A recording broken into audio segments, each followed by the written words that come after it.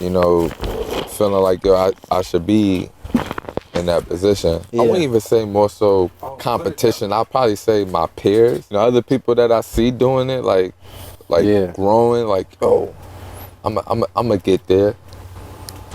Yeah. I don't want to say competition like I'm trying to beat them or anything, because it's not even really like that. I've already got the understanding that, you know, to win in these type of atmosphere, you gotta be true to yourself at all times. At all times. Facts. You know, it's okay to like look at others and take bits and pieces. Mm-hmm. But like I always say, bro, it's no way you can fully copy somebody. Can't Facts. copy nobody. Bro, listen, we're just having this conversation because it's about life for me, though. Because I always feel like I'm like a black sheep, for real. Because I'm Jamaican, but I never really match with the Jamaicans. Like, I listen to Jamaican music, but it's not everything. I ain't gonna bust out dance hall. Like, if a Jamaican girl come up to me now, like, I might whine on her. It depends on what the vibe is, but I'm just not gonna be like that. Jumping off the table. That cocky shit. You know what I'm saying? Wow. You know what? Yeah. You hit it on the nail with me too. I kind of can relate to that because that's how I feel about being from Brooklyn. Yeah. Like, you know, a lot of people that get the facade of a Brooklyn person, like they're cocky, loud, yo, ain't nothing better than New York. Welcome back to another podcast, Blog Gang Talkin, episode 65. This is your boy J Stu, man. Across from me, I got my boy T Raw. Gang. You already know it, though. Going on. He fucked up. He's supposed to hit the center. That's funny, though. I would have kept it rolling. I would have kept it rolling. Y'all hilarious. Hey, listen, y'all already seen we fucked up. We not doing it a third time. Facts. You already know it's T Raw in the building, and we got two special guests. We got my boy Hezi, and he brought his homeboy.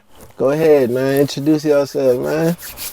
Y'all already know what it is. Hezi Plus, 237. Yes, sir. Oh, God. Introduce your boy, Rick's Melody. They call me Rick. You know what I mean? He's the man behind the camera, for real. AKA cameraman. Rick No Morty. Good to be here, though. Rick No Morty. Y'all hilarious. For sure. Glad to be here. Yeah, man. I'm glad to have them boys in. I'm excited to get started. I mean, I was talking to Hezi about this since Thursday. And it's so funny how, you know, I always seen your content, like, popping up for the last couple years. Bro, I never even really talked to you. This is funny because I'm like, how the hell did we even end up following each other? I think from when we met. Yeah. When I went to Civic Center. Initially, or probably like even 24. You used to hoop at 24? I went there probably like 2-3 times, but I definitely don't remember meeting you there. But Civic Center, definitely remember meeting you there. Yeah. Yeah, so. Nah, but that was recent though, because here's the thing. I remember seeing your stuff on my timeline since last year. Like, bro, I remember, like, there was only 3 people that go live consistently. And I follow 200 people, bro. Your shit was just always buzzing off. Like, it was just consistent. Sometimes I think it's my homeboy, then I'm like, oh, Hezi Plus. You always was live. So I was like, hey, man, I got to tap in with you. So I looked at your page. I seen how you was hooping. And you hooped at one of them courts that me and my boy used to always hoop at. The one... Pompano Park. Yeah, Pompano Park. Yeah, bro. You was doing your thing right out there at Pompano Park. So it's like, damn, we ain't never really even crossed paths back then. And back then, when I hooped there, I was actually pretty nice. Word. Yeah, I was actually pretty nice back then. You still got some game a little bit now, man. I'll be wondering, like, to be honest, like, I don't know if you practice still. Like, you go out and just put out reps. You still do, right? Yeah, I still put up shots. Yeah. It's crazy, like, around the pandemic, it's probably, like, the last time I was, like, really, really going hard and drilling. And this was before I even really took making content really, really serious. I was making a serious attempt to play overseas. Oh, yeah. You was telling me about that. Yeah, so, I remember doing that. I've gotten 2 contracts, you know, go overseas, but due to some personal situations, I got held back. Yeah. But you know, like we discussed before. We kind of discussed it. Yeah. Everything happened for a reason. Exactly. I don't think I would be where I am now if I was didn't do that. Yeah. Yeah. So. Or maybe, you know, the hardest thing for any pro to do is like establish a career, like kind of like get started, and afterwards, like, you don't know what kind of playing time you're gonna get. You don't know how the coach is gonna route with you, and then afterwards, after they done used you up, because sometimes you'd be on the team not even really play. Then now you're left with nothing, like, because they drop you from the team or whatever. So I know how that lifestyle went. Like, I had a trainer. He used to tell me all about, you know, how to make it pro. Like, I would have to network. It's not even really about skill. It's who you know. It's about right? who you know. That's right. I met, I remember we were at a combine. I went to a combine with him down at Lions Creek. And that's the first time I ever met D. Wade and Michael Beasley. I tell this nigga the story. This is probably the 5th time this nigga heard me tell this story. But 15th. 15th? No, but it was bro, listen, it was an eye-opening experience for me. Just because in your head you're thinking, damn, NBA, like, I can make it. If I follow these same skills that these guys are doing, I can make it. But when you see the game and how they see the game, you're just like, damn, how can I compete? Like, at my current skill level, these niggas. Dwayne Wade was 34, and I shit you not, he took 4 steps after stealing the ball from me. I'm talking about I'm at the 3-point line at the other end of the court. 3 or 4 steps, this nigga was already dunking the shit on the other side. Pro shit. That's what I'm saying. So it's like, when I look at that, I'm like, no way I was gonna ever catch up to that. It's definitely levels. I would say one of the NBA players that really showed me that was Anthony Morrow. Now, that's my guy. But in the league, he known for really just shooting threes. But the man is Kevin Durant when he plays in the Pro-Am. Yeah. It's like, it don't even make sense. Like, y'all see how Kevin Durant acts up in the league. Yeah. He is Kevin Durant when he's in the Pro-Am. And that alone just let me know it's levels. Yeah. It's definitely levels. So you see these players that even touch the court. There's players that don't even touch the court that will give you 30. Yeah. Now come on, this Civic Center and drop 50 on this. Easy. Yeah. So, you know, there's definitely levels to this shit. No, definitely. But you know what really got me is, like, there's an interview with Kawhi. He was like, how he knew he was good was just like, all right, if I could beat that guy at the end of the bench, then I know I can make it. But I said, how did he even level that out? Like, how do you know you're better than the guy who ain't even getting on the floor? You know what I'm saying? And it's those thought processes that these players talk about that makes me, like, think about it. It's like, is it a mental side of the game that gives you an edge? Because I know I put in the reps. You know what I'm saying? Like, I didn't get to the point where, you know, like you, where your game is smooth as hell. Like, the way how he plays and how I dribble, if you told us to go down the ball and dribble, he would look the smoothest one out of doing it. Like, I'll get it there, but it ain't gonna look pretty at all. At all. You feel me? Facts. So it's like, there's just levels to the shit. And even when you put in the reps, somebody is able to just do it in a better and more efficient way. Facts. You know what I'm saying? So I was just saying, like, is it a mental side? Like, what do you think attributes to? Well, as far as like having your game, period. Like, in terms of, all right, so me and you could both put in 10 hours a week practicing, right? And I could go out to the team and you drop 24 and I drop 6. Niggas would be like, oh, this nigga trash. Like, but I put in the same reps. It's just that I'm not getting the same result. It's definitely mental because that ain't really supposed to happen. If you put in the reps, you're supposed to have the confidence to know the reps that you put in should transition to the game. You see what I'm saying? So yeah, reps definitely build confidence, and that's where I've gained my confidence from. I definitely just go outside and magically knew how to play. Experience of competing with other top-notch hoopers, and being able to get their card.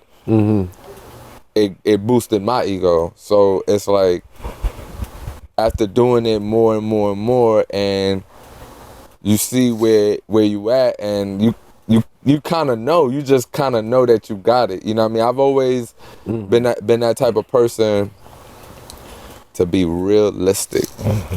Yeah. Be realistic.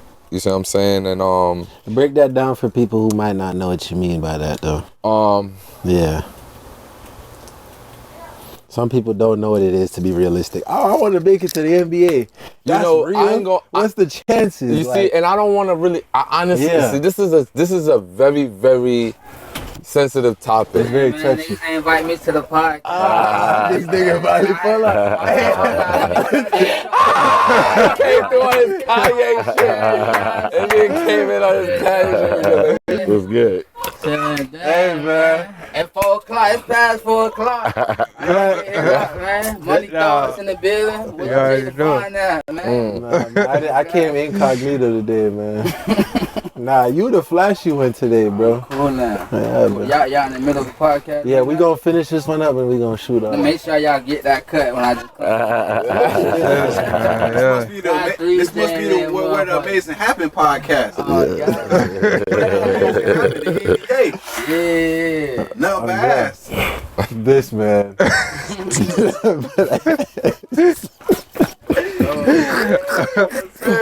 Hey, you got the jokes, bro. What happened? Look, man, I'm just here to support. You know what I mean? My man right there, I done seen him cook up a few times in the gym.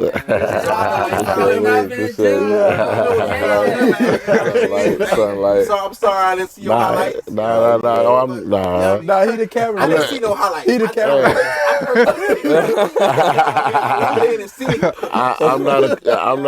I apologize that I didn't see your highlights. Nah, I'm good. Hey, cameraman got good highlights too, nah? Yeah, yes, sir. Hey, I ain't hating. Multiple hats. Let's go. It's crazy though, you know what I mean? Because I should be like this. It should be like what? Like a motherfucking superstar in this bitch. I'm far from a superstar, bro. Hey, y'all gonna see them in the next episode, episode 66. Nigga. Like I should be in the picture. You know what I mean? Talking shit. You see, but this goes to add into what I'm saying about mindset, bro. Like, Preach. you could be trash, and because you believe. Wait, hold on. You can't stand like it. Now this is a podcast. This is a podcast now.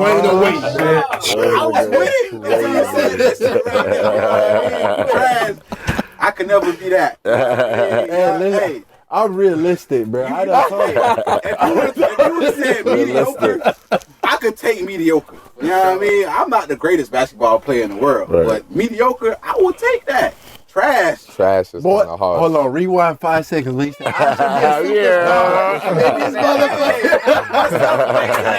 you get that motherfucking sound effects.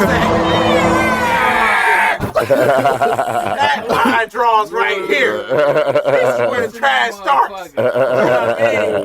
This is like where the middle of greatness is. Like, I'm on the verge of it, but I'm just not there yet. Don't ever confuse trash. Them boys had with too greatness. much mimosas to drink. You can't be drinking mimosas and shit. I can't help that niggas ain't have a little champagne in their orange.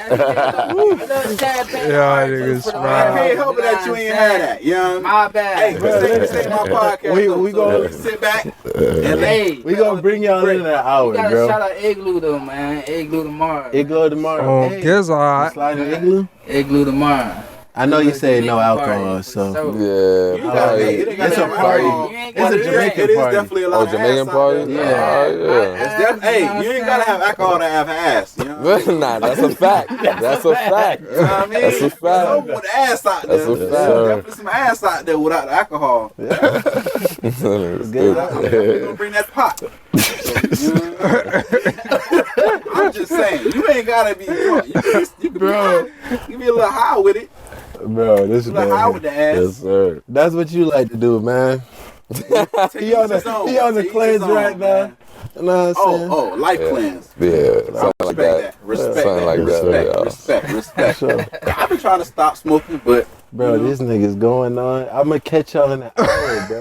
it's something about stopping, trying to stop smoking. That shit don't work that easy. It ain't just, you gonna stop Talk smoking about this it. ain't Talk it. about it. Yeah, it's Hey, tough. nah, that's true though. Talk That's true. about That's it. tough. I'm trying to let you know, cause you trying to move me out. Like, I'm just saying, it ain't my podcast. I just want Likewise, everybody sir. to know about it. You gonna be on to talk And about how that when you shit. stop smoking, it don't work that fast. That's it. 'Cause I tried it. It don't work that fast.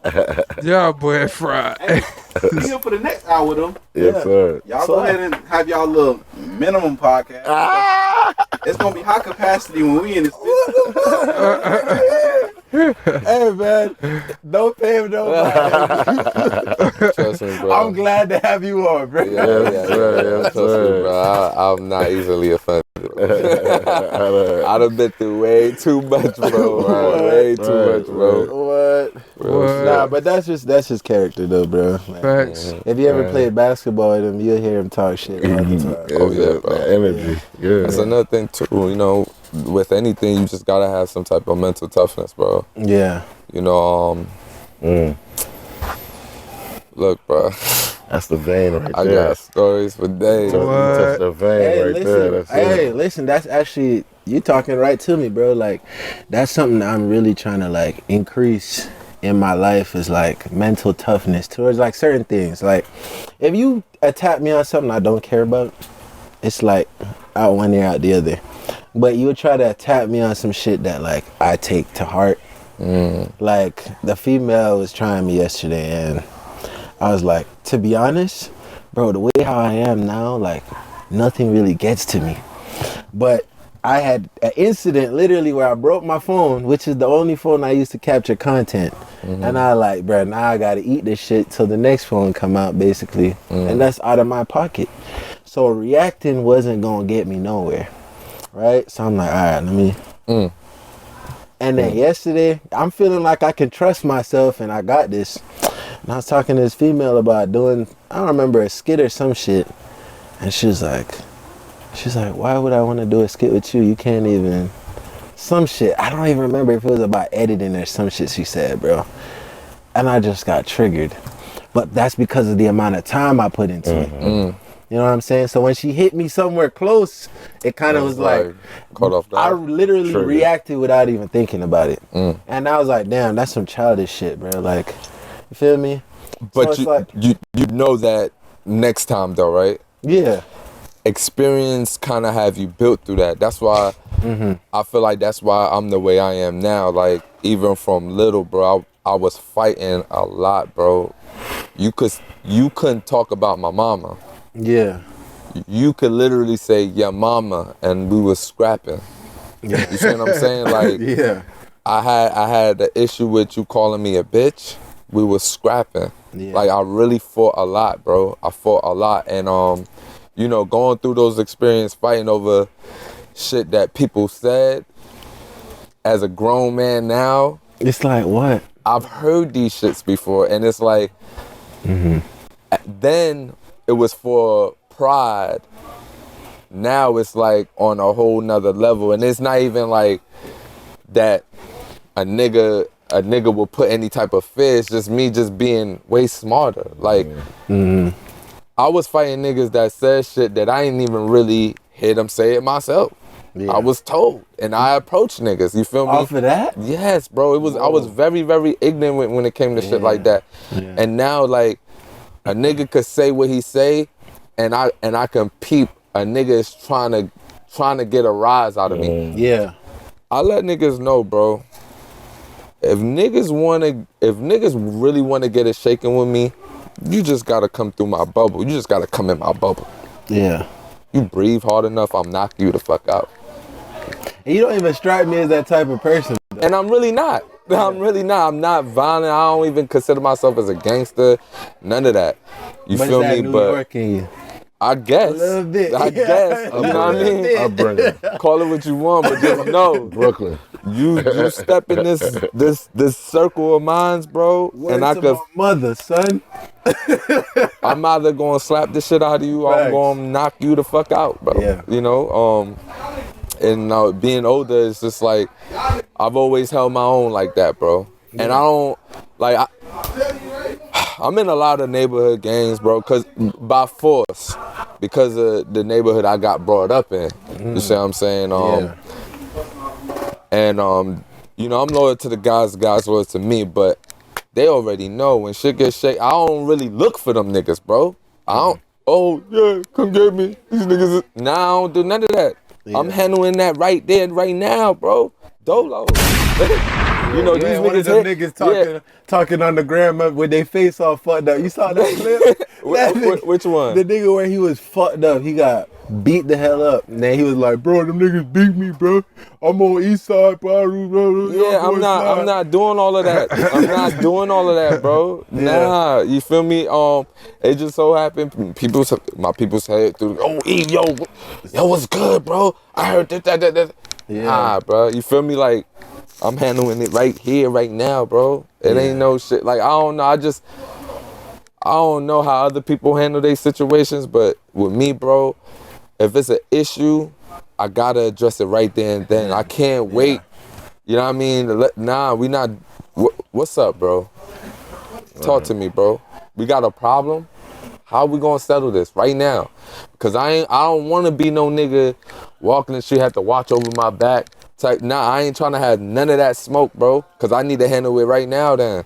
Yeah. You see what I'm saying? But damn, I'm on the podcast. I'm thinking about talking about basketball. About life. You feel me? But yeah, bro. So we gonna get back into basketball is life. But basketball is life, bro. Listen, as you said that's literally what we talked about. You know, we was just saying how the way how niggas play ball is literally he show you how they live life. Yeah. That was supposed. We talked about that this morning too. Yeah. It seems to be a topic that's being brought up a lot. Ball is literally a way of life. Like, if you see a nigga, he's genuinely selfish. Every time you see him come on the court, he's shooting. Don't look for nobody. You know that motherfucker's a narcissist, bro. He only think about himself, bro. He really do. I believe that. You know what I'm saying? But then there are the guys who try. Like, for me, I feel like some people might say, oh yeah, when he gets the ball, he shoots. But for me, I try to play a role when I'm playing basketball. Like, I try to, if I know I'm not on, I'm going to try and contribute with rebounding, defending. If I can't contribute in that way, or my teammates are not looking for me, then I have to kind of stand up for myself. Like, it's now switching my mind, like, okay, I gotta go eat because these niggas are, like, they missing. Like, now I gotta do my own thing. But I feel like that's about knowing when to kind of like switch gears. You can't always try to be the leader. The leader has to be someone to show like the example. And a lot of niggas don't get that. They come in thinking, oh yeah, I'm gonna just tell these niggas what to do. Bro, go in and work. Show us how to fucking rebound and hustle, nigga. Then I might listen to your ass. Like, come on, bro. Yeah. And that's literally life. Like, my dad taught me that. when he came to the car wash, like he owns a car rental. When I first started working for this man said, nah, bro, you gonna work down there and wash the cars. Why? Because that's what he did. He literally did everything to set up the business. So now his employees can't even question him. If he literally looks and says, yo, this car is dirty, It's dirty. you know the boss done washed it cleaner than that. So yeah, better get down there and wash it. Right. You know? So it's the example that you set that's a real leader, bro. And I feel like a lot of guys don't have that. Like, even the guys we play with at Civic, a lot of them, they don't have it.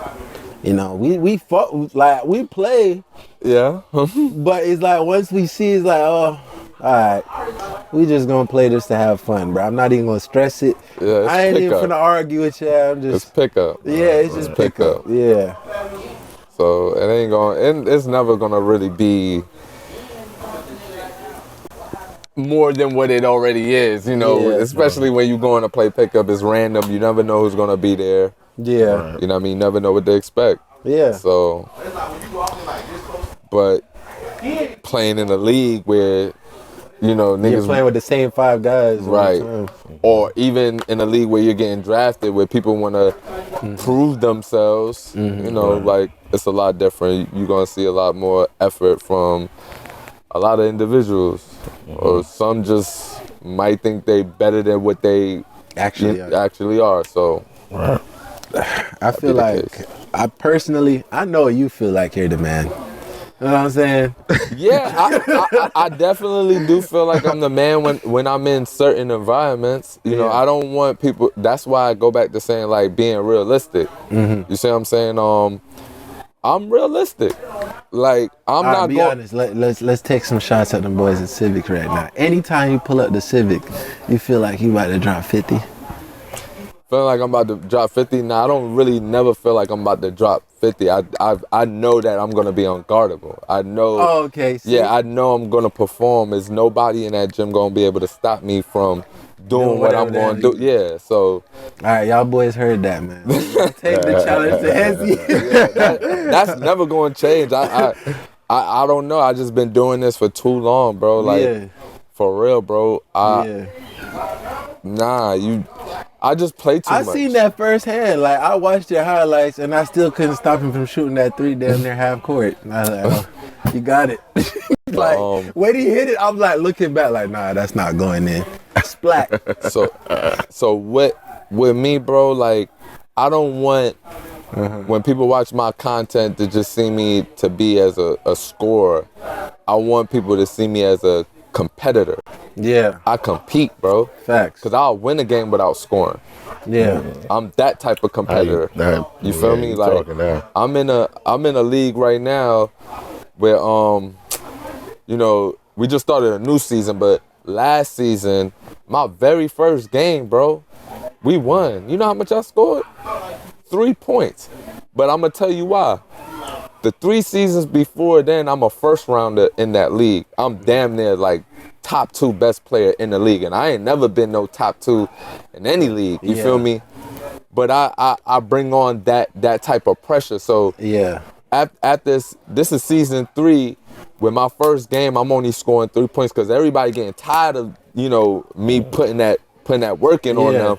They like, nah, we just going double team, triple team this nigga the entire game. Yeah, no, And they did that. That's good though. Yeah, 'cause and now your teammates wide open. Like, There you space them.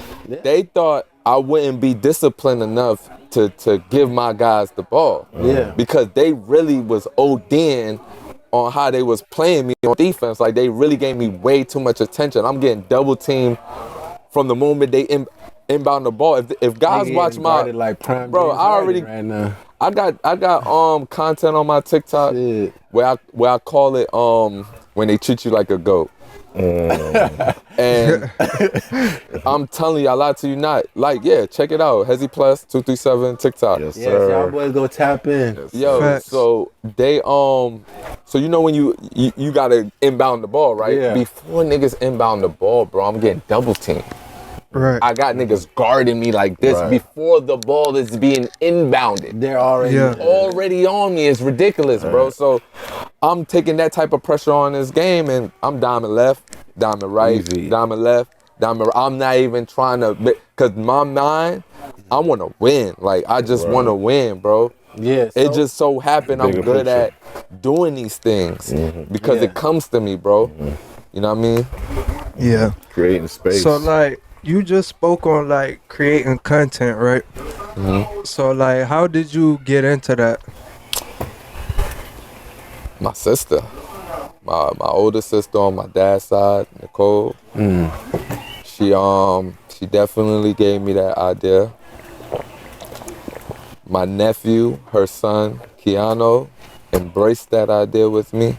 Yeah. He made my YouTube page. He was my cameraman at first, before my cameraman now. Okay. The OG cameraman. Hey. Facts. Shout out to you. Right. And yo, shout out to my nephew Yes, too, sir. Yes, sir. Keanu, for real, bro. Of course, bro. He really invested a lot of time in me with this work, and he believed in me because he was like, yo, you got a game, you be killing these boys. I'm tired of seeing you do it for free. So you know, and that's what it came about, man. And you know, we've been rocking ever since, you know. So yeah, like I said, I just built that confidence off of what I've been doing.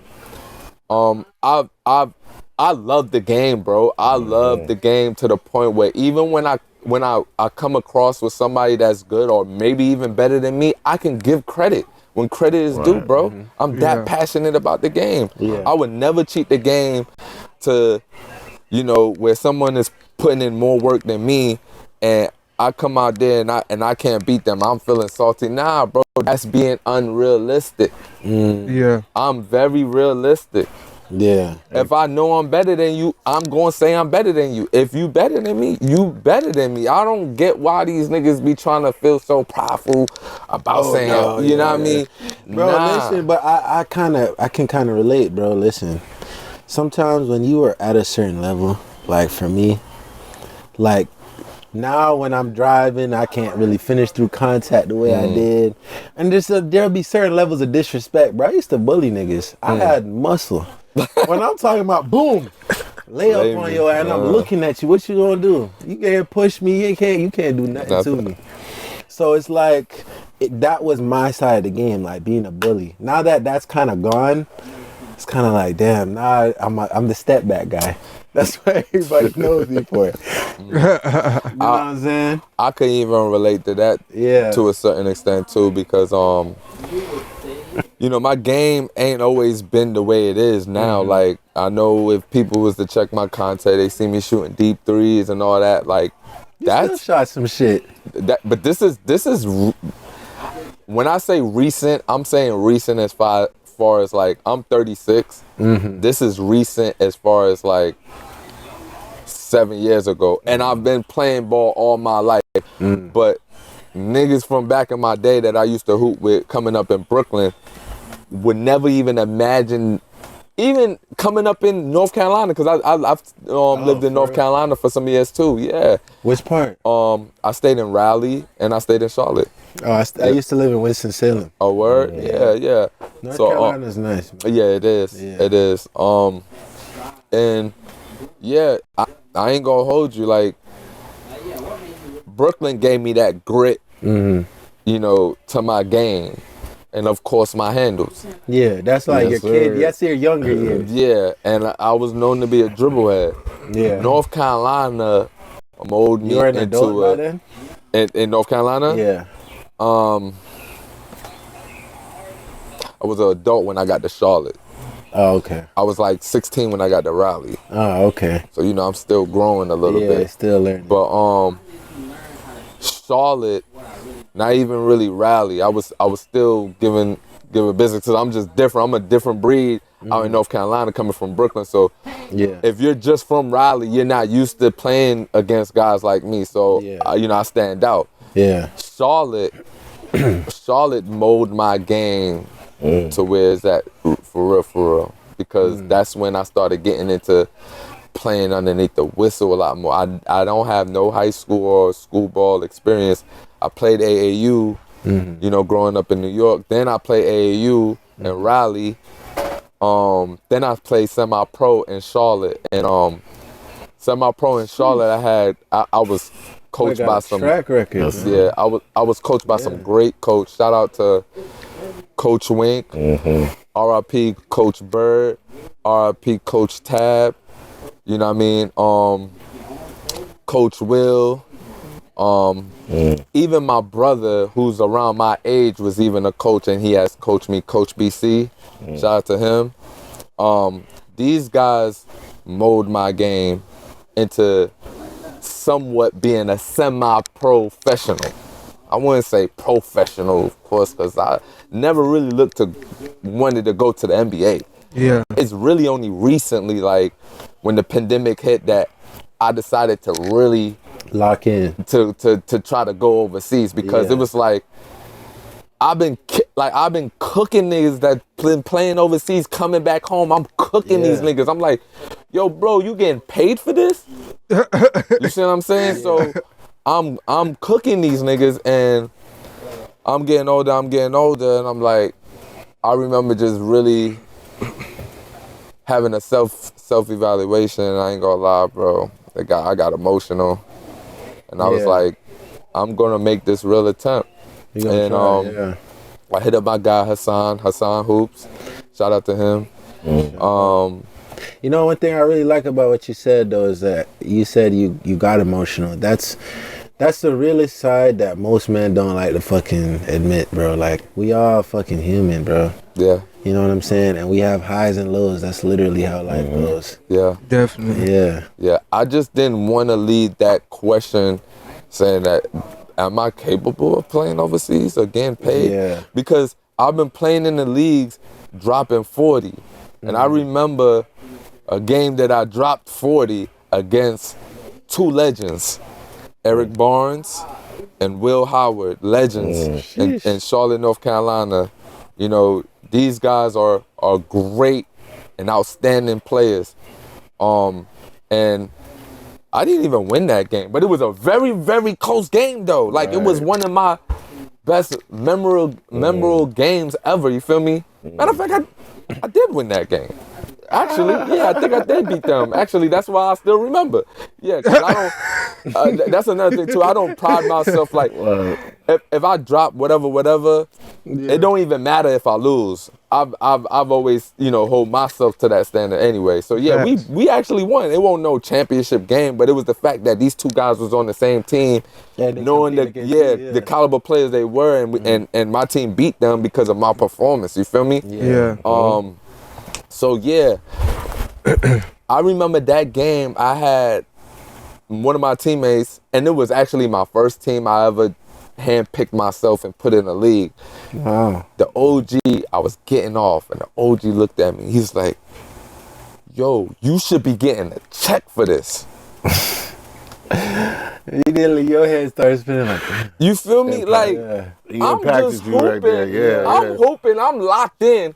Cause I want to. I'm trying to get these guys. You feel me? I'm locked in. I'm cooking. He's on there. And I ain't thinking about none of that. He looked at me. You should be getting a check for this. And just like ever since, it started. It really started. I had to make my attempt, bro. It didn't make no sense to not even try. Yeah. And I'm good. You know what I mean? So I hollered at Hassan. Shout out to my big brother, who was also my sponsor. He just became a millionaire too. Sheesh. Showtime. He believed in my game, and I'm not gonna lie, bro. He took care of a lot of financial things for me. In that time, and this was the time with the pandemic. I don't know if y'all had this situation in Florida, but in North Carolina, when the pandemic hit, yo, these niggas was taking down the goals from parks. Oh yeah. Oh they did that out here? They did that. Bet. So they did that out here. They did that out there in North Carolina. Yeah. And it was this one court. It was more than one court that they still had goals to. So we started off at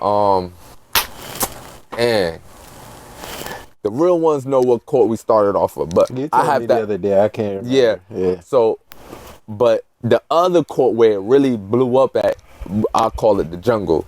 So yeah, that's what you said. yeah, so you know, it was like a court that was in the cut, and all the guys that used to hoop at their spots, they didn't have their rims, so we all had to transition onto this one court. So you had a whole bunch of guys that was hooping at their all different spots that came into one spot, so it was like a super competitive run. Yeah. Then it became into a money run.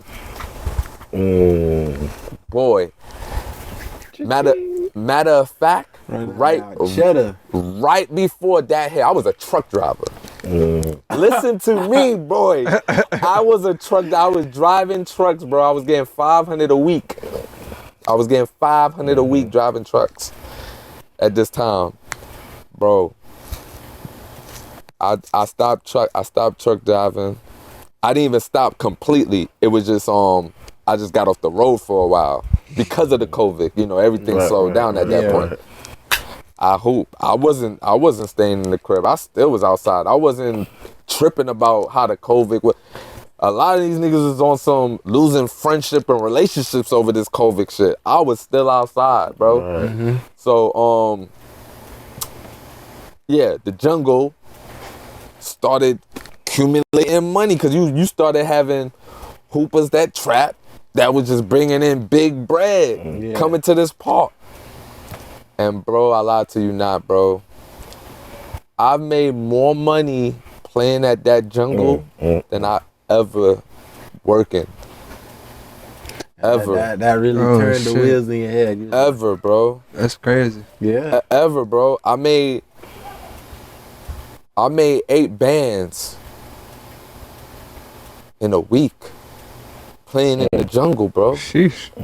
So I'm doing 1v1s. I'm shooting 3-point shootouts for the bread, and we shooting for 500 to a band. We playing 1v1 from a band to 4 bands, and it was just getting crazy. And when so all right, now that's a good thing. You added money to it, right? And now I know the confidence in you had to be like, yeah, yes, I'm him. Yes. Cause niggas get nervous with that cheese on the line. They start missing, airballing. Yes.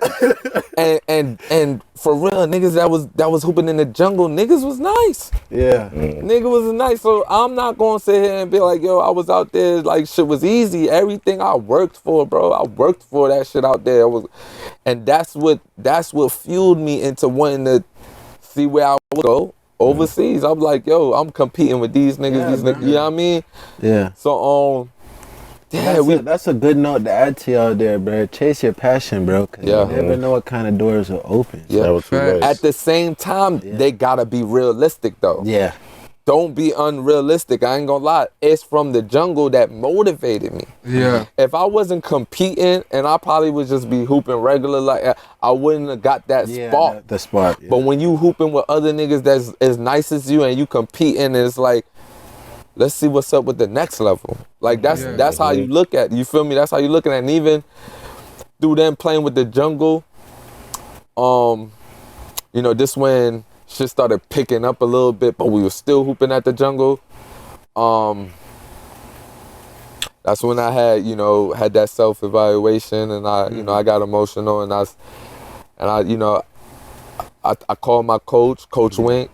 I don't know if you remember this conversation. I was like, yo, coach, I seriously want to do this. I seriously want to make a serious attempt to go overseas. Boom.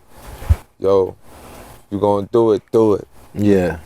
If you're going to do it, do it. Sounds so simple, but it hit hard when he said, you feel me? Yeah. So I called up Hassan, told him, yo, you know what I'm doing. I'm training every day. Right. And I'm watching the players he trained that I don't even think is as good as me. They going overseas. Yeah. You see what I'm saying? So I'm like, that shit just hits you. You feel me? Yeah. Yeah. And he invested his time with me. And of course, you know, my big bro that was my sponsor, they did business. Yeah. And he was able to get me into the gym and started working me out. Hassan couldn't believe the progress that I made in his training so fast. Wow. You know, because before I made that attempt to start training with him, I was smoking and all that. But my big brother said, yo, if I'm gonna be spending this bread, you gonna have to stop smoking, you gonna have to do this, do that, do that. I said, I'm with whatever.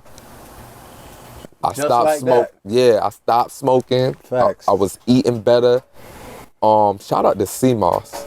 Y'all fuck with that? Yeah. That's really good for your body. Bro, 104 That's really minerals getting added to your body. Yeah, that's really good for your body. Facts. I was Health is wealth. Yeah, I was drinking a lot of CMOS. Getting right, eating, watching my health, and working out. Working out was what enhanced my game. You know, conditioning, boy. Don't get it twisted. You can't just hoop And get good. You gonna have to work out if you trying to compete. Yeah, you gonna have to work out. Yeah. You could be a nice hooper and just hoop if that's what you gonna just do for cardio. But if you trying to compete, Yep. yeah, you gonna have to find a workout routine, buddy. And I found out my own workouts. You know, I did my own. Hassan never worked me out. He only drilled me. So that means when I was going to the gym, I was doing drills. Boy,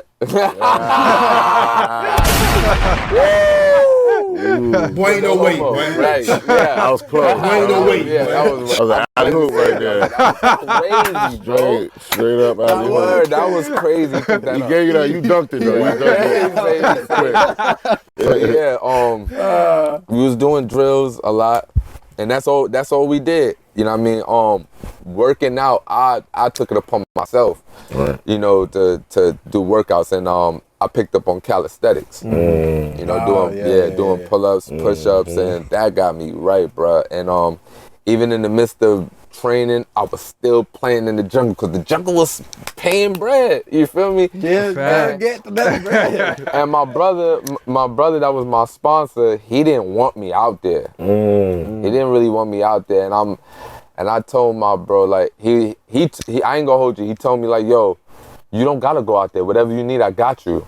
And I'm a type of nigga, like, nigga, I ain't your child. Like, you feel me? Yeah. I can make this bread on my own. This is money right here. You feel me? There's a reason why his reason was he didn't want me to get hurt. I was thinking that's what it was. And in my mind, I'm looking at it as it's extra work. Like, I'm putting in extra work. Yeah, extra reps, yeah. You see what I'm saying? So that's how I looked at it, and I still played. I didn't. Okay, I didn't. So I still played. I still got bread. What happened was, I had my little bro. He's not blood to me, not kin to me, but it was like one of my partners that I used to hoop in. You know, me and him on some private sessions, we'll put up shots and you know, train whatever. And he was hooping in the jungle. Now he's the underdog, like they called him Brillo. Yeah, you know what I mean. And he was the underdog, and a lot of people slept on him, but I believed in him. Yeah, because he's been putting in the work with me on the side, and not a lot of people knew what's up. Yeah. So at the time that I was on the verge of, you know, trying to get overseas, I got in 2 contracts. So I was like, ooh, I got contracts now. So it's like, okay, let me slow down just a little bit. Yeah. I had my man playing, Brillo. Yeah. He made me some bread. He was turned up, and he was kind of going through the same thing I was going through, just on a lower scale. Like, he loves basketball. Right. You feel me? But he ain't thinking high. He's just thinking of being able to prove to everybody that he can go. Right. So this was the stage for him to do it.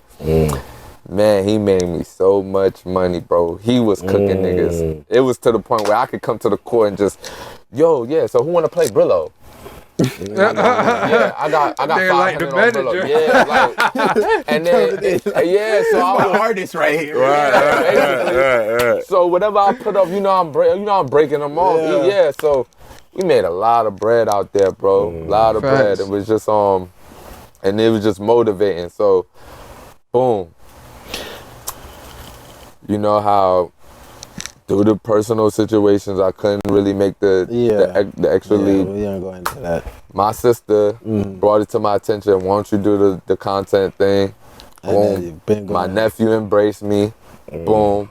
So at what point did you meet Hezi and become part of the Hezi? I grew up in Charlotte, not with him, but like just hooping with him. He went to Johnson C. Smith. He was a All-American. And I went to Johnson C. Smith to play basketball. So the coach fucked with me, you feel me? Like I was able to practice with the college team. I was blessed, bro. They like thought you went to the school, huh? Yeah, like I was blessed with these little opportunities, bro. Like and not to say like they would have just let anybody do it, bro. I was a competitor. I compete. Yeah, so but you see, it's your mindset, your approach, and character. Exactly. You know what I mean? I was a respectable person. I give respect, bro. Yeah. You feel me? But I knew Hezi. I got a lot of stories about Hezi too, bro. And you know, it's so crazy as you talk about character. You know, I like to say this, bro. Like before we even started this cast, Trent and them, like we were saying, oh, I don't know, you might not pull up. I was saying this to you before and I was like, bro, I know bro gonna pull up, bro, because it's just the energy. Energy, right? Ooh, you can feel it, bro. You can feel it. You can feel when somebody's not on no fuck shit and actually has some integrity. Yeah. There you go. That cannot be replaced, bro. So whenever I'm talking to somebody and I know they just full of shit, I'm just all right, cool. Bro, we're gonna shoot a cast by ourselves today. I'll immediately tell him. Facts. But he didn't even believe it. I was just like, bro, he gonna pull up. So when you told me, oh yeah, he gonna be a few minutes later, I said, hey, bro, what I told you. Yeah, bro, it was just conversation, bro. That conversation, we had it, and I felt honored that you know, hollered at me and wanted me to come through your show, bro. You know, like, that was love. Yeah, and to add to his character, man, he's a pass first person, even on the court. Facts. Like even today, like when we was playing today, it was going at it. It was intense. Yeah. Right? They were down by like 4 maybe, and then they got up, and then he coming for the layup. He easily had the layup, but that wasn't the right play. The right play was to pass. To trust your teammate that's coming right behind him with the easier layup. It's the highest percentage, right? Yeah. Easy layup, and he missed it. But it's not about him. It was for the game. It was for the game, but it wasn't about that. It was almost like, you know, like we talked about earlier. Like we talked about earlier. Like, it's about life, right? This basketball thing is about decisions, life. You know what I mean? Trusting your teammates. It was, and he said it. I passed it, but I didn't fully trust him. Because I ain't gonna lie. I passed it because, like you said, it was the right play. Right. But I told bro, I said, you know what? His name was Randy. I said, you know, Randy, I didn't want to. Randy. Yeah, shout out to Randy. So I said, bro, I ain't gonna lie, bro. I didn't even want to pass you that. Right. He said, I know, man. I should have made that. You know, he took accountability. He definitely held himself accountable. So it was like I couldn't beat him up anymore. But the passion, all that. The realistic of the situation was I didn't even want to pass it to him, bro. Right. Yeah. But I still did. Right. You see what I'm saying? Right. And that's a life lesson. We lost that game. Yeah. I mean, what do you think would have happened if you felt more in tune with him? Like you felt more like you could trust him? Because I've had that situation. Yo, me and this guy have hooped together for years. Well, but this was a pickup. Yeah, this was pickup. This was a straight pickup. Yeah, this was a pickup. But game. The passion of, and that's how much he loved basketball. Like the decision, like he could easily finish that. Yeah, for one, the game was tied. You know, clock had ran out, so it was next point win, and we was damn near playing defense for mad long. So boom, I finally get a steal. Right. I know how them plays go, bro. You play defense, everybody missing, you finally get the ball. This is on my TikTok story right now. It's on the TikTok story. You'll see right it now. So I got the steal. I could have went all the way. I'm not gonna say I could have guaranteed the layup, but one thing for sure, it was going to be either a make or a foul. Yeah. I could have guaranteed you that. Right. Yeah. And but because he was so free and he hustled with me running down the court. Yeah. Trust him. Right.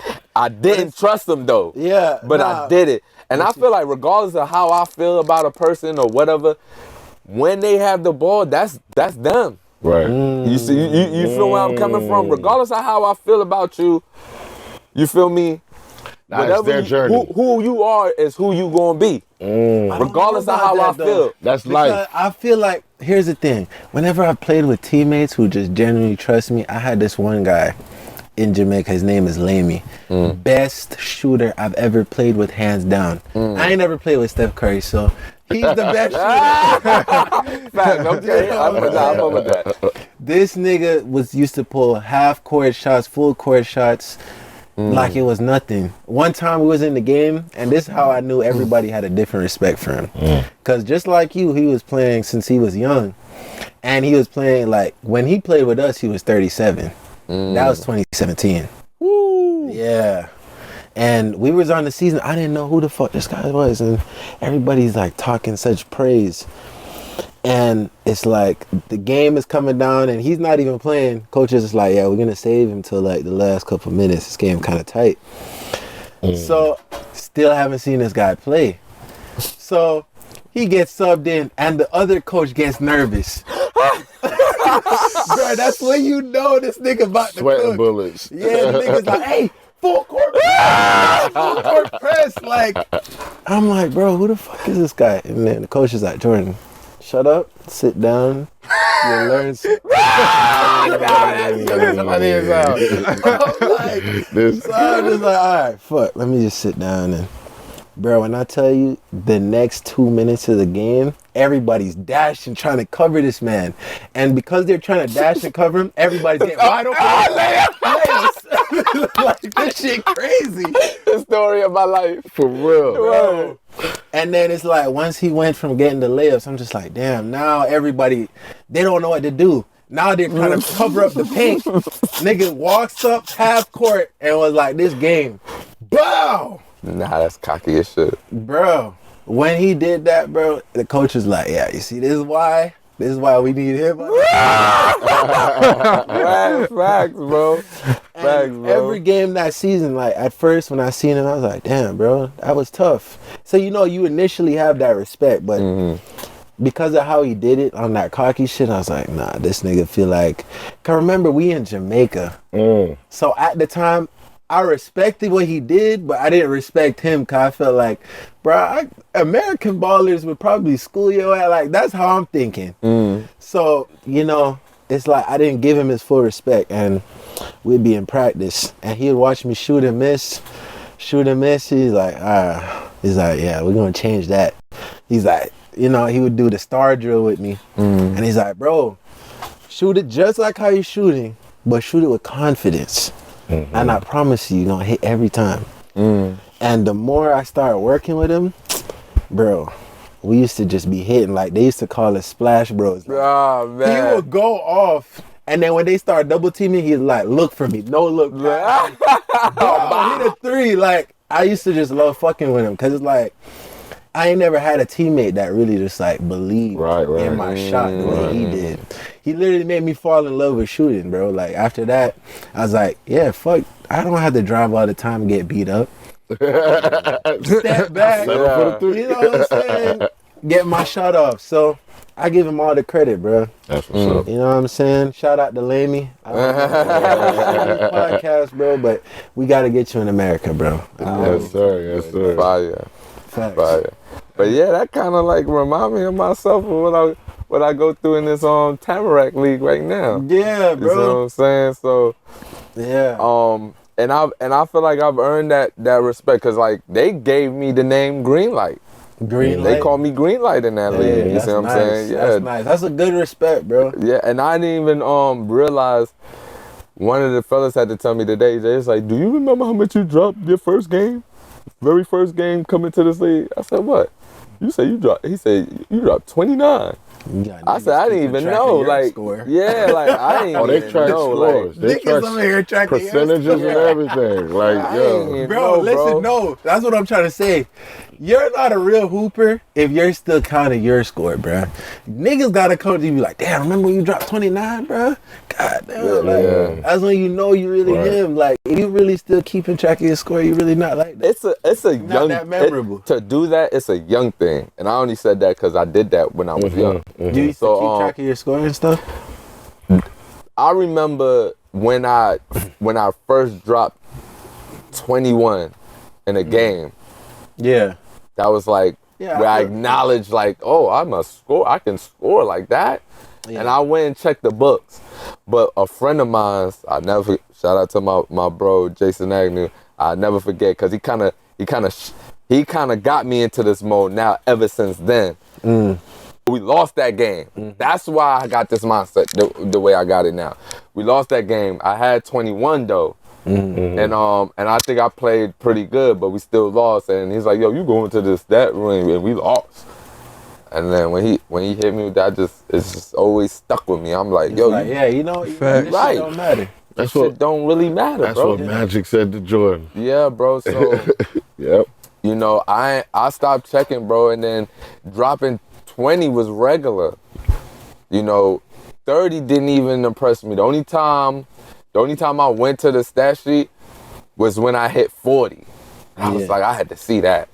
I gotta see it. You see what I'm saying? Yeah. So I have 40. I had three 40s with a dub. 140 with an L. I don't even talk about. You feel me? My little bro that I told you I'll be training with in the trenches on some side shit. He brings that game up, and you know why he brings that game up? Because he the one that was. Yeah, I went against him. He took me out the playoffs. It was a playoff game. I had 40, and this nigga just outplayed me with his team. You feel me? Like, and I know that hurt differently. It hurt, bro. It was close though, because it was my little bro, and there was another dude, an OG, that nobody really liked to play with because. But it's like, you know, it's like a passing the torch moment when the family kind of surpass you, especially when it's a young nigga. It's kind of like, oh yeah, my little cousin really coming up. Like, I definitely ain't passed that torch. but he definitely was a floor general that game. Yeah. And it was a well-earned game from it, and they wouldn't have won without him. Yeah. It wasn't like he went crazy going scoring, because he's a real traditional point guard. Yeah. You see what I'm saying? Right. Plays defense, know how to get guys in place. He gets team, you know, he like to play chess on the court. That's what he really into. So he outplayed me in chess on the court, because he wasn't guarding me. Yeah. And he knew not to come out there to guard me, because he had to save energy. Right. So he was like, yeah. He told me I had to go, yeah. He's like, I knew he was gonna get you. You was gonna get ours, so I'll let you get yours. But the game was real close. We lost from a shot from the guy that nobody really likes to play with. He go by PJ. Shout out to PJ. Yeah. So Brillo got a rebound and seconds is going down. Bro, tell me why. Crazy thing is, I get the layup for us to go up one. Brillo teammate inbounds the ball to Brillo, and Brillo throws the ball to the dude PJ that nobody likes to play with. How am I the first person back to guard this man? That's crazy. After a layup to go up 1 second's going down, and I hustle back before everybody else. Mind you, my team was better than Westbrook shit. My team was better than Brillo's team. We already beaten his team in the regular season. These guys took this game lightly, thinking that we was just going to be coasting. And we paid for it. So, boom, he passed it to PJ, and I'm right there running back. PJ hits the game winner on me, bro. Damn. That's tough. That's like a LeBron moment, getting hit by Kevin Durant. You feel me? Like, that's tough. And it hurt, bro. But it was, you know, it was what they say, bittersweet moment. Mm-hmm. Yeah, definitely. It was, because they advanced. I was pissed at Brillo though, because any team that take me out the playoffs, I want them to win the chip. Yeah. Just go ahead and win the championship. The least I could say is, damn, the championship team took it out the playoffs. So now I got something to do. This motherfucker get to the finals and lose. And choke. And I ain't gonna say he choked. Yeah. His excuse is he got to the game late. But whatever. You ain't win. We don't remember. We only remember the champs that won that shit off. Exactly. But yeah, bro, like, so with the content shit, I've been doing it for a while. I started out in Charlotte. That's actually what I was gonna get to. So I wanted you to talk about, your content. Like, where do you see the future of your content? And what are you trying to do? Like, what are some things you're planning? One of the guys I follow, my mans that I was trying to get here with me, Ant One Promo. Yeah. Shout out to Ant One Promo. Shout out to Ant One Promo. He expresses the funny side of basketball. Yeah. I want to express the culture. I don't know if it's I don't know how to put it in this frame, but basically, really, really in the hood with it. Like, I grew up watching. All right, so it's this league. Like the culture. I don't want to force bad habits as a culture. So I would consider smoking weed and drinking as a bad habit. Mm-hmm. It really is. I know people do it, and it's a vibe. Yeah. But realistically, it's not gonna get you ahead. I grew up in Brooklyn, at Wingate Park. Shout out to Wingate. Shout out to Wingate. Yes, they already know what's up. Mm-hmm. Dunker's Delight League. I grew up watching players smoke weed on the bench. I grew up seeing this, bro. And niggas is you need me? Yeah. Sure. You want me in coach? Sac or anywhere right now, you see niggas outside burning that gas. But let me tell you something. Yeah. I'm 36. Yeah. This is 15 years ago, bro. Yeah. Where it's not legal.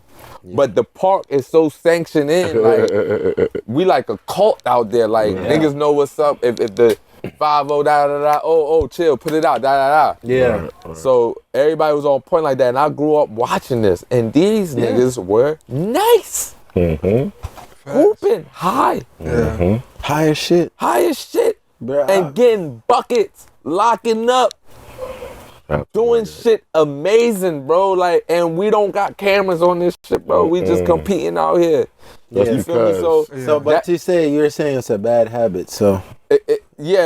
But I wanted to embrace the hood side of basketball. You feel me? Like, people don't get to see that. They see the preppy. Now they college. They seeing the grit now because there's a lot of people getting content outside, but that wasn't the thing back then. Yeah. Now I want to embrace, like, niggas is hooping, smoking. Like, I wanted to embrace that. If you've seen some of my recent content where Hezigod was just in a 1v1 tournament, I was in the same 1v1 tournament. This nigga had his hand swollen. But as I'm recording him, showing that his hand's swollen, he's rolling up, like, right before he play his game. You see what I'm saying? Yeah, I just watched him smoke a joint before he play. You feel me? I watch him smoke while he's playing. Why he playing? Like, what the fuck? I wanted to embrace that, bro. Like, how, people, are having the discussion, like, even with the competitiveness between two players. Mm-hmm. How far they go, like, yo, nigga, this, that, and the third, like, you can't, I wanted to express that. I don't want it to be on no fake beef, like, like some Nick Bruce content coming out there. I ain't gonna hold you. Getting into arguments. Now, people love entertaining content. They love it, and this ain't no knock on Nick, because I do fuck with Nick, his game. I fuck with his game, because he really can hoop. Yeah. You see what I'm saying? But the fake beef joint, it don't be really me. And I peeped that he tried to get Big Easy. Y'all familiar with Big Easy? The big dude with the dreads who do the little cha-chas, I know you're talking So about. he tried to get Big Easy to get me to do something against him, like fake. Big Easy, he don't know me, but he kind of like felt that the vibe like I ain't gonna be on no type ish like that. So it ain't work. It ain't happen. So you know, I let them do them, and it is to each his own. I just don't want to, pop like that. Yeah, I want to be real. Not for no, for no, like, oh, I'm here snapping. I'm trying to. Yeah, cause I honestly, like I said, bro, I'm not no gangster. I'm not no violent person, but nigga, I could get violent. You feel me? Like, and disrespect is, you can't just disrespect anybody and think, shit gon' be kosher. You feel me? So yeah, that's why I show people respect. Yeah. Because I'ma demand that shit back. Facts. Ain't no way I'm gonna give you respect and you disrespecting me, bro. Right. You feel me? So that's just the type of person I am, bro. And it don't matter who you are, small, big, tall, don't matter, bro. And I don't do the rumor shit. I don't care what people, has told me about you. You gonna show me who you are. Exactly. Right. People gonna expose themselves even with the words we use, bro. Words are a window into the soul, you feel me? Mm-hmm. So when a nigga talk, you can sense the insecurity. Oh, he talking like that. You know what I'm saying? It's just little things like that. Like, and that's what I've learned to study in people now. Like, I don't get too caught up in what you say. It's how you say it and what you say. It's like, facts. It showed me more than what you're talking about. Facts. And because I like to embrace people and what they do, a lot of people take that as weakness. Like, bro, you talking? Don't get it fucking twisted, my nigga. Nigga, I've been Don't get it, bro, nigga. I'm just not a hater, bro. Right. I just like what to be you did was dope, bro. I like to be humble. Yeah, bro. I'm very humble, bro. Yeah. Yo, your shit is dope, and you could be a nigga I don't even really like that. But if it so happened that some dope shit that you did came across, I'm not going to hate because I don't like that shit is so fucking corny, bro. Yeah, it's corny. Yeah. You know what I mean? So I don't deal with. You got to put in energy into the world that you want back. Word, bro, word, and I be. And honestly, and I know a lot of people think highly of themselves. Like, I be feeling like, yo, I shouldn't even be in the position I'm in right now. I feel like I should be in a higher position, but I don't know what God's plan is. Right. You know what I mean? I don't know why he still got me in this situation. Because honestly, like, it might not be a situation that I'm comfortable with, comfortable in, but best believe I'm good, bro. Yeah. I'm really good, bro. And you working through it, bro. Yeah, I'm working through it. Because is one thing I cherish, bro, is being loved by my loved ones. Yeah. I'm good, Family bro. Is everything, I got real people out here to check me if I'm on some next shit. Yeah. You see what I'm saying? So I don't never regret that. But and it ain't even really no but. It's like, but damn, don't get it. I wanna go, I wanna go high. I wanna, you feel me? Like, and this is a spark for me. Yeah. Like this right here, even being invited to your podcast, it's just a spark. Like, I feel so honored, bro. Like, God, bro, I'm you glad feel to me? have you, bro. But you have to understand, you got the energy. You know what I'm saying? Like, positive energy is always, you gonna always find positive things coming your way, bro. You got the energy, bro. You know what I'm saying? Appreciate that, bro. So, just never change that. Don't ever let that spark die out, bro. Just keep going. You know what I'm saying? But before we close out, I gotta challenge you to a one-on-one for my YouTube channel, bro. I need a one-on-one. Even if I'm finna get cameraman. You know you finna get cooked. You know you finna get cooked, but I'll definitely be honored to cook you on your YouTube. I might surprise him now. Listen, I might be on that day, hit 10 step backs on him. Oh, he said 10. We gon' see. You never know. We gon' see. Let's see, man. We gonna lock that in. Oh yeah. I love having y'all boys. Oh, likewise, brother. Likewise. All right, gang. We gonna close out the main segment. We gonna get to the reactions. Vlog Gang Talkin episode 65. All right, Vlog Gang reaction time, man. All right, Trent, what you got for us in here? First up, we got bro's experience was spiritual. dude loses his virginity to an OnlyFans model. It's online alright. What the And hell? And the box turned him into Aladdin. Oh wow. What? Before we start this, y'all sleep with the OnlyFans model?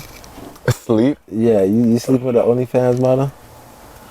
I wouldn't know. Nah. I wouldn't know. I don't know. Do you No. like Nah, experience? he said, would you? Would I would sleep you? with an Yeah, would you? OnlyFans model? Yeah, you like experienced women? Like women who just like slut it out? Do I like it? It's not something I've ever thought about. Like, Yeah. Do you prefer an innocent girl? 'Cause every nigga know, bro. Like when you got the girl who like she innocent, she ain't really been through too much. Then you got the girl who experienced, she seasoned. She done been with these niggas, done did it all.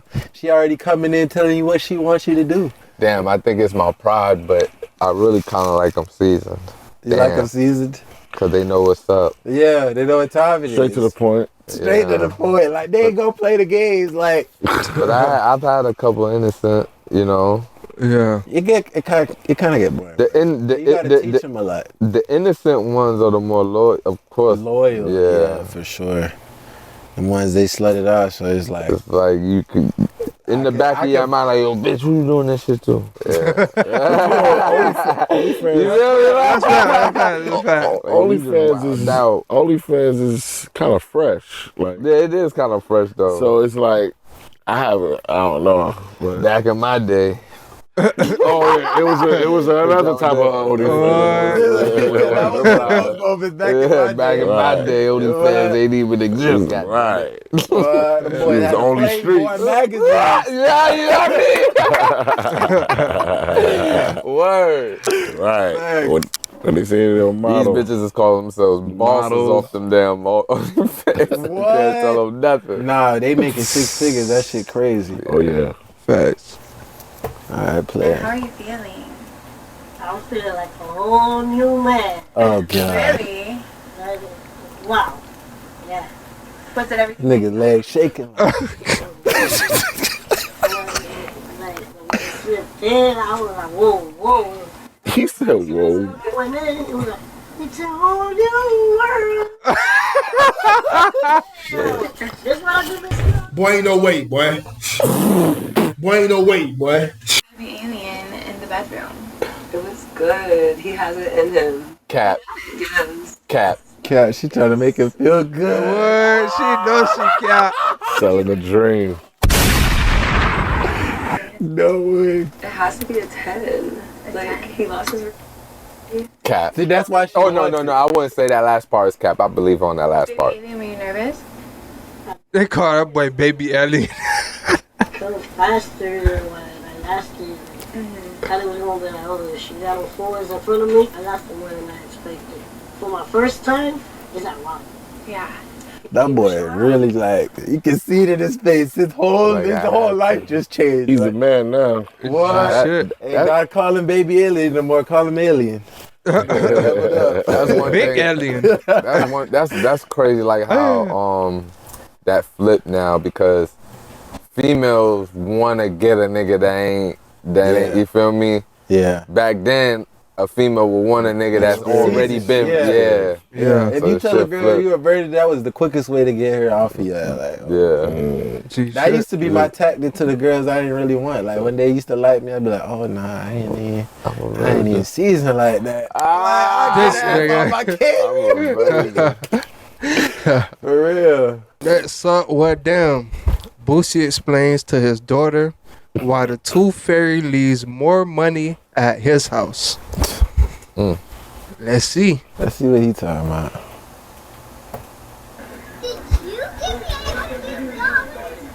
I didn't give you $800. The tooth fairy gave you $800. A tooth fairy's real. Hey, don't every time your teeth come out you get $800. It's the tooth fairy. When you're at my house, that's the only time the tooth fairy give you $800. At mom's house, the tooth fairy only give you $50. And you know why? You know why? Because the tooth fairy at daddy's estate, they probably got 3 of them. So they all put their money together and it adds up to $800 when you lose a tooth.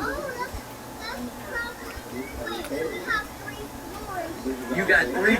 We have 3 and a 4th floor in my room. This effort that he's going to convince his daughter the tooth fairy is real is crazy. How you getting all the money at daddy's house? Don't go back to mama house. What? That was cool. That was cool. But then he looked at the camera like hilarious. Boosie crazy. Boosie funny. Would you lie?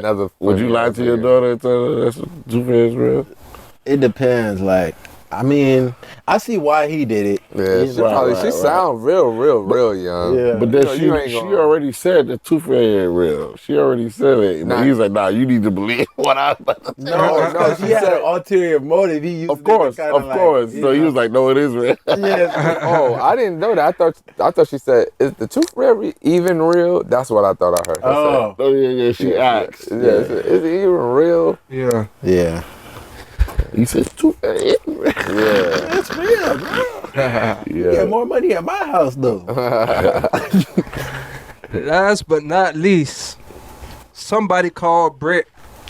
Plies pissed at his cable TV provider, Spectrum, because he can't watch college football games. I ain't playing no more.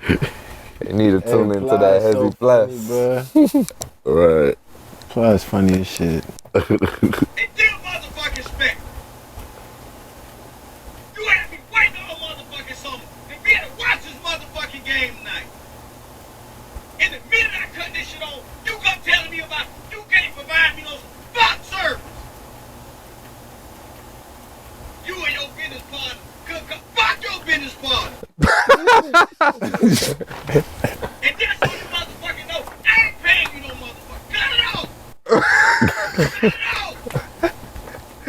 Cause I ain't motherfucking paying you. The amount of emotion he said the shit. Yeah, he mean that shit. I think applies mad as hell. Not a real college football, and I can't watch no motherfucking game. I can't believe he used to really be running the rap game back in the day, bro.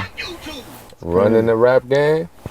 Oh, Plies. He had a lane. He had a run. He had a lane. He had a lane. He had a lane. All right, maybe I exaggerated. Yeah. He had a lane. But he was very, very acknowledgeable. Yeah. Like he got hits. Yeah, definitely. And features. Yeah. Oh yeah, you can't disrespect Plies on the music shit. Never. Nah, he's respected. Thanks. He's funny. But this added, I feel like just added to, added to, like now Plies is in his own realm. Like he could really do whatever he wants. He's like not saying he's like Boosie, but basically they find themselves. Now they just can make money being themselves. Yeah. And that's where I'm trying to be. Facts. You know, I thought this nigga replayed this clip, but this nigga is really just going. He was just going up about some college football, right?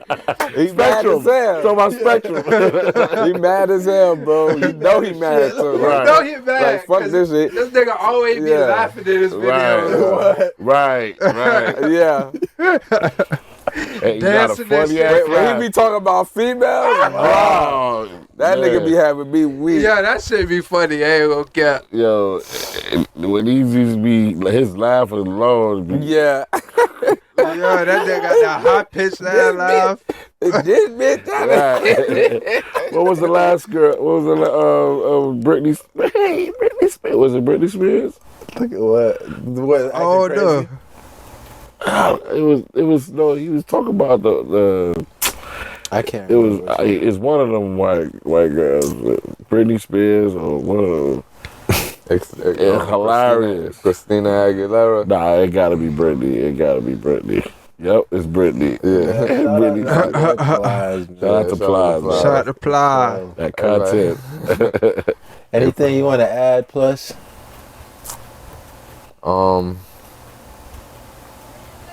Shout out to my gang, 237 Haven. Yes, sir. True Hood, Hezzy Fam, Westway, Wingate Park, Brooklyn. Y'all already know what's up. Yeah. East 35th, East Flatbush. Look, man. Shout out to Charlotte, Raleigh, North Carolina. Hey. You know. Facts. Shout out to Florida, you know? Yeah, I'm out here, man. Florida, I ain't gonna hold you. My first viral clip was out here. Yeah. I went viral when I came out here. I wasn't viral when I was in North Carolina. That's that Florida magic right there. Pompano Park. Shout out to Pompano Park. Shout out to Pompano Park. Hey. Almost Right a there. million views. That's tough. Facts. Over 500,000 views. You know what I'm saying? So we could even save another story for later, you know, when he came to Florida, how he got, you know what I'm saying? Facts. All that, tune into the next time you see Hezi Plus, man. Facts. Dang, man. We out. Gang. Hey. That shit was fun. Yeah. Damn, I was recording even after. Yeah, even when we had that little break. Oh, shit. That shit's crazy.